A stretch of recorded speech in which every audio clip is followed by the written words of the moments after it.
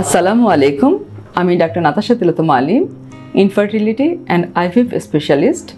কাজ করছি Uttara fertility centre এবং আজগর হসপিটালে। অবস্টেট্রিক অ্যাজিওস্পার্মিতে আসি, যেখানে হচ্ছে আমাদের শুক্রকীট তৈরি হচ্ছে কিন্তু তার সিমেন্টে পৌঁছাতে পারছে না। তার চিকিৎসা আমরা কীভাবে করতে পারি?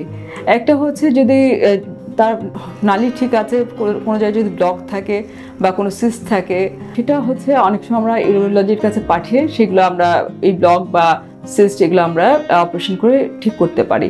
অনেক সময় যদি আমাদের এই ভাস ডিফারেন্স যে নালী দিয়ে আমাদের হচ্ছে শুক্রকীট আসছে, এই নালীটি যদি সম্পূর্ণভাবে ক্ষতিগ্রস্ত হয়ে থাকে বা এই নালীটি জন্মগতভাবে অ্যাবসেন্ট থাকে, তখন আমরা ইপিডার্মিস থেকে প্রেসার মাধ্যমে বীর্যকীট কালেক্ট করে থাকি এবং এই বীর্যকীট কালেক্ট করে আমরা আইভিএফ এবং ইক্সি মেথডে পরবর্তীতে বন্ধ্যাত্বের চিকিৎসা করে থাকি। নন অবস্ট্রাকটিভ অ্যাজিওস্পার্মিয়া, সেগুলোর চিকিৎসা আমরা কীভাবে করে থাকছি? এইটার প্রথমে আমাদের হচ্ছে যে আমাদের টেস্টিকুলার বায়োপসি আমরা করতে পারি। সেই বায়োপসিতে যদি আমরা শুক্রকীট পাই, আমরা একে বলি টেসা। যদি শুক্রকীট পাওয়া যায় একমাত্র তখনই আমরা আইভিএফ এবং এক্সির মাধ্যমে পরবর্তী চিকিৎসা করতে পারি।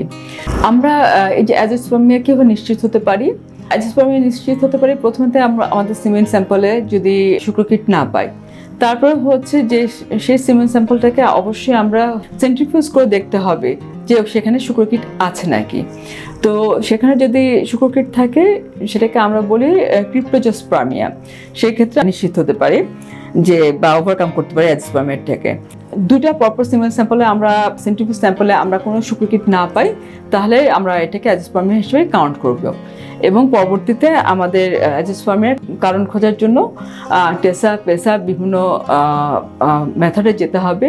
আমরা কিছু টেস্ট করে থাকি, যেরকম টেস্টিকুলার আল্ট্রাসাউন্ড করে থাকি, প্রস্টেটিক আল্ট্রাসাউন্ড করে থাকি, হরমোন লেভেলগুলো এফএসএইচ, টেস্টোস্টেরন, এলএইচ এই লেভেলগুলো দেখে থাকি। যে এইভাবে আমরা কারণ নির্ধারণ করার চিন্তা করি যে কী কারণে তার অ্যাজিওস্পার্মিয়াটা হচ্ছে। এছাড়াও কিছু কিছু ক্ষেত্রে আমরা তার ক্যারিওটাইপিং করে থাকি যে তার জেনেটিকভাবে সে একটি সুস্থ পুরুষ কিনা।